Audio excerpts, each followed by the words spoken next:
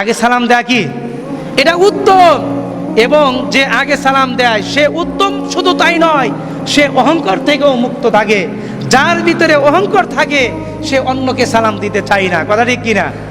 যার ভিতরে অহংকার করার কারণেই তো অন্যকে সালাম দিতে চায় না, যে আমি কেন তাকে সালাম দিব, সে আমাকে সালাম দিবে।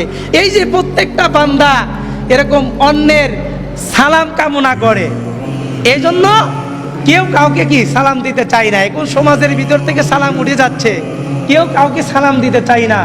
ও মুসলমান, সালাম এটা একটা দোয়া। সালাম কি একটা কি, জোরে বলেন, সালাম কি? এটা দোয়া। আর পৃথিবীর দোয়া বিশাল একটা নিয়ামত, বিশাল একটা সম্পদ।